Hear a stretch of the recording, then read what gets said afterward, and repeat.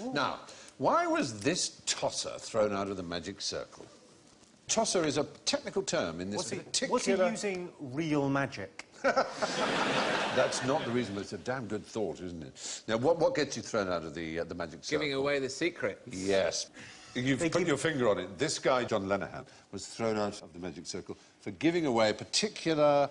a very famous... It's one that basically you just have to buy a book and you know how to do it. As he said, if he'd been a murderer, he would have been let out of prison by now. But he's out of the magic circle for life because he appeared on Des Lynam's How Do They Do That? And revealed one of the classic card scams that is used on the street corners to make money. Oh, Find the Lady. Find the Lady, or as they call it in America, three-card Monty. Yes, exactly. because Find the Lady always makes me... I prefer three-card Monty, because Find the Lady had a really bad experience in Thailand once. Did you feel a bit of a dig? Oh, I'm sorry. Thank you.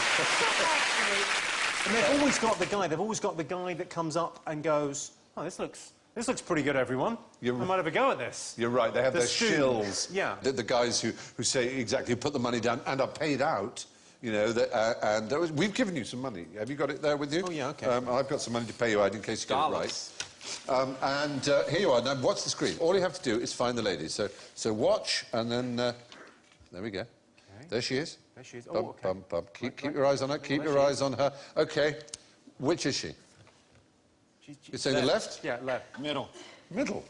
Audience? Yeah, obviously on the left. Let's have a look. Here you are. Of course it's on the left. You just follow it with your eyes. OK, let's have another go. OK, this time we're doing it for money. Now you've got the idea. OK. Keep your eyes on the lady. There she is. OK. OK. Where's she gone?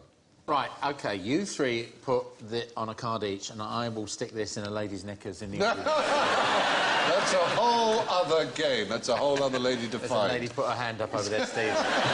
She put her hand up what? No. That's the trouble with this game. You always want to see it a second time, but they don't. Yes, they don't. No. So come on, place your bets. I'm going to go left anyway. Left. OK, left there. Yep. I'm going left. Left. Right. Right. Left. So 3 lefts and a right. Give him one. What audience, how many think left? Oh, most of you. In middle, how many think middle? Only very few. How many think right? Oh, actually, majority think right. OK, let's show. It is indeed the left. 2 in a row. That's brilliant. Come on. That's brilliant. Yeah. Right, that's it. No, I'm getting my real money out now. I'm on a roll. No, that's the time to quit. What?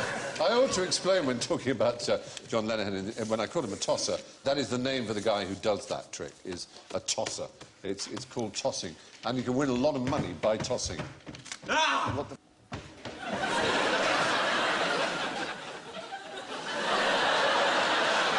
I think somebody thought it was real money. Anyway, interesting. OK. What the hell was that? We'll find out, maybe or maybe not. OK, so... I'm not in on that. I just want you to know. Anyway, John Lenihan was expelled from the magic circle for exposing the secret of Find the Lady on television. Although the real secret is that even if you do choose correctly, someone is actually likely to run off with the money anyway, because that's the way they work. Identity parades, fascinating things. As you know, you are a suspect, and the police are supposed to get people who look vaguely like you, all wear the same clothes, line them up, and an eyewitness says it was number 3 or whatever. Anyway, nowadays they use something called VIPER. Do you know about that? VIPER? VIPER, it stands for Video Identification Parade Electronic Recording. Because, as recently as 1997, the South Yorkshire police had a suspect who was 6'3", 16 stone, and black. And they couldn't find anyone of a similar description, so they got a makeup artist to black up a group of white men, not including their hands. And unsurprisingly, the eyewitness chose the genuinely black person.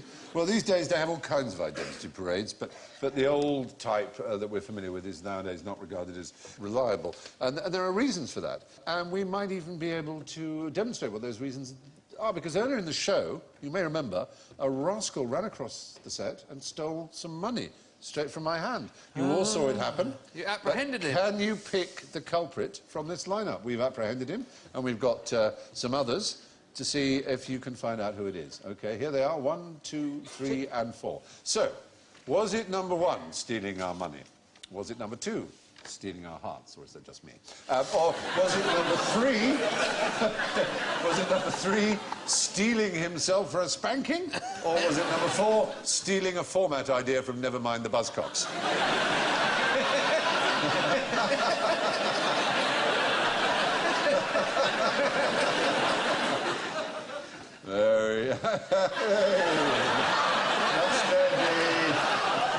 Very good control from our ID parade here. So, I'm going to ask each one of you to give me a number as to which you think it was. You all saw the moment, or at least very briefly, which is how crimes are committed. Phil, you're going to give me a number, 1, 2, 3 or 4? This isn't fair. Phil's had much more experience in this That's game. true, yeah. Phil's built a career on this game. Yeah, he knows which one is in the kooks. I think... I think number 2 is... stick a bass player in there for me. So it was fleeting, wasn't it? It was fleeting. 2. Number 2? Alan, I'm going 1. 1, 2 and 1? 2. 2? It's number 1. Number 1. OK, so we're split between 2 and 1. Those of you in the audience who think it's number 1, raise your hand. That's quite a fair number. Those of you who think it's number 2... You probably had a better view, actually, didn't you? Oh, that's quite a lot, too. You did all have a better view. Those who think it's number 3? Few of you think it's number 3. And those who think it's number 4? Again, a few of you. With the real thief, please step forward. Wait a minute. They were number 2. Well done. Well done. Very good. Very good indeed. So thank you all for our lineup, including the 3 innocents. Can I just... I got that wrong. I said number 1 and it was actually number 2. But when I saw number 1, I instantly thought that guy has done something very, very bad. And I think it will, you know, a couple of months' time, the news will land. He's done a terrible, terrible thing. And I'll be proven right. Unfortunately, is the kind of way people go. They say, oh, I don't like his face, or I do like his face. But I have to say, I'm very impressed by the audience, because, as you probably all know, we've all heard of tests in which this kind of thing happens at, you know, sort of, if you're doing forensics or criminology, this happens in lectures and so on. I was sitting in a cafe, and I saw some kids stealing a scooter with some bolt cutters. Yeah. And they sped off with it, and then a few minutes later the police arrived, and I went over the road and I said, I saw the kids who did this, and the copper said, what colour was the scooter, sir? And I said, it was gold, kind of metallic gold. And the owner was there, and he went, it was silver. So suddenly you weren't very trusted. No. And then about 10 minutes later, the kids came past. And I followed them round the corner onto Highbury Fields, keeping my distance. Yes. And the phone is into the police station. I said, they're here, I'm following them now. They're walking along. No one came. That's because you were doing a silly voice. Do it in your own voice next time. Well, that's very interesting. It shows it isn't entirely useless having an ID parade. You have to say you did very well. I'm surprised. It is on a pop I got it right. You got it right? You know how I got it right? Yep, how? I wet my pants. That's it! Exactly! You're learning. All right. It is more difficult than we think or realise to pick a suspect from an identity parade, although our audience and half our panel did very well.